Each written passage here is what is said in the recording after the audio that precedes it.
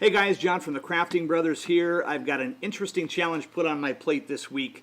My brother Greg is the one who usually does all the mini buying and painting, and he actually finds really good deals. I'm sure you've seen some of his videos. And he got one set in particular that he just got so frustrated with, he decided to hand it over to me. And the set I'm talking about are these Undead Skeleton Warriors that come from a kit. And literally, these things are in pieces. When I say pieces, I mean there's a head, there's a torso, there's legs, arms, weapons. They're all separate, and they're tiny. So I could see the problem that he was having in that taking these pieces off and then gluing these little tiny things together is going to be a challenge for sure. I'll see if I can get some of these together without getting too frustrated. And if I do, then I'll go ahead and paint some of these and we'll see how they turn out. So let's get right to it. I'm going to put some of these together and see if we can get some painted for you too.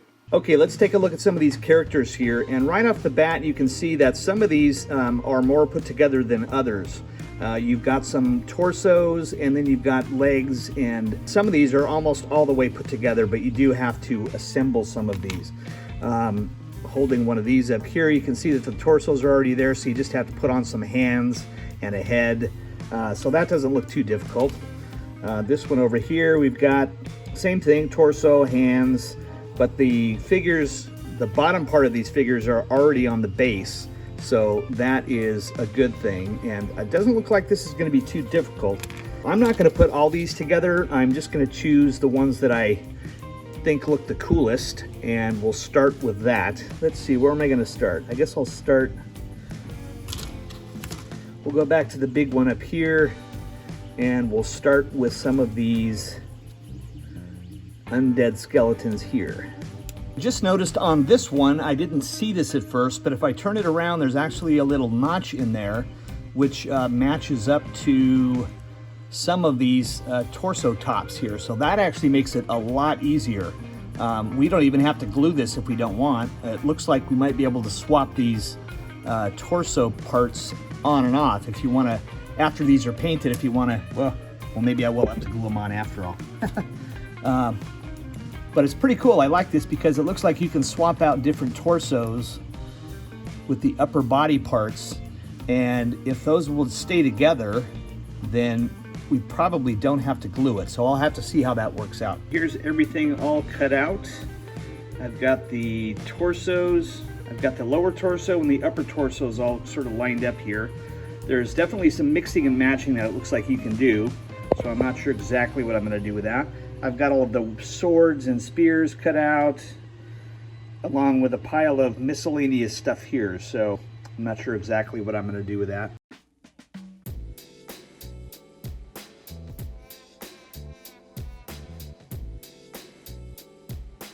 I'm not sure about this, but it looks like this piece is supposed to go in here. So I'm going to go ahead and glue that on. The key for me to glue these tiny pieces together is using this Loctite super glue gel. You'll see here that the glue holds on the head while I spray it with some accelerant.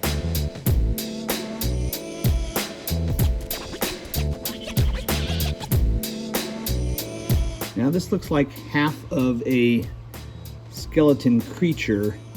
I'm not sure where this is supposed to go, so I'm just going to put that aside. And there's a few pieces I have no idea what these are, so we'll see if I need those maybe for some of the other sets.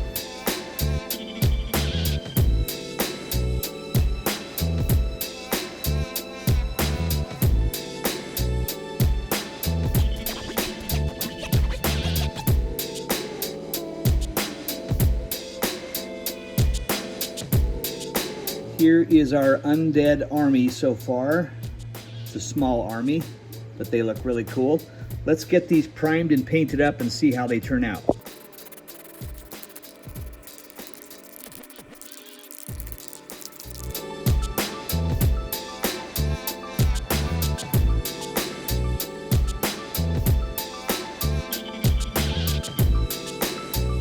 I borrowed a couple of Greg's mini paint sets, so I'll be using that to paint these skeletons. And to be honest with you, I don't paint minis myself, but I have tried it a couple of times, so I'm going to give this a go, and obviously you can let me know in the comments later if I did okay.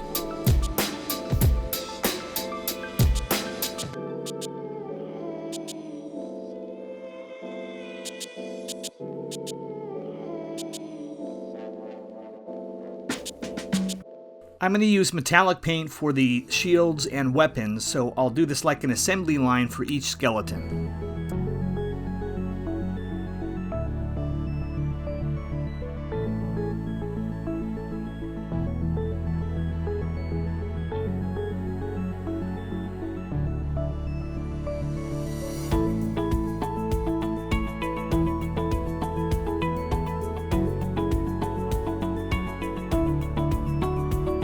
So if I'm being honest here, the hard part for me was definitely not gluing these skeletons together. It's the painting. It's killing me.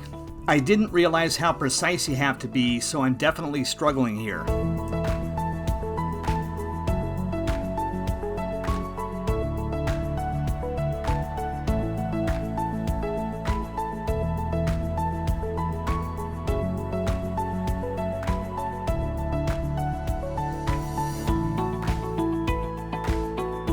I noticed some of these skeletons appear to be wearing some chainmail, so I'm going to paint those metallic, and hopefully that will look right. Here's one of those details that is just so hard to paint. I've got to make a tiny little line, which is like a strap going across the front, and it is so hard to not mess up here.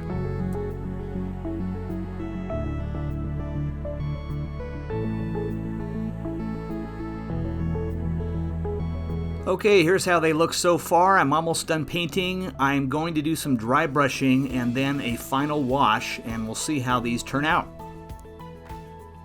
For the dry brushing, I'm going to choose a lighter color to bring out the detail. So here I'm using a light pink over the red, and I'll do that for the rest of the characters as well.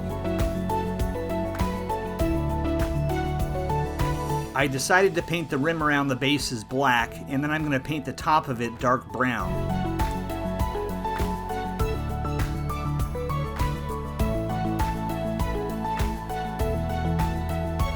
I'm ready to start with my washes, and I decided to start with a Liquitex Black, which has a little bit of brown in it.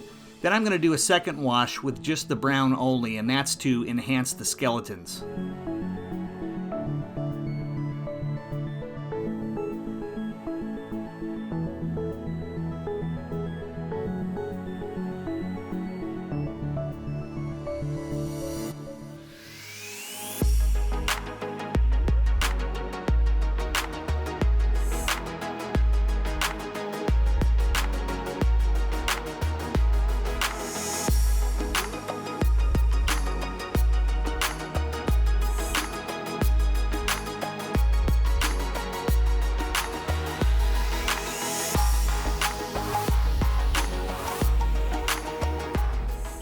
Here's the completed Undead Skeleton Army. I have to say that assembling these was pretty straightforward, and even though I have very little experience painting these, I think they turned out great. As far as the price goes, these landed about $1.25 each for a set of 17, so I think that's a great deal. As usual, send me your comments, please subscribe, and we will see you next week with another build or challenge. Bye now.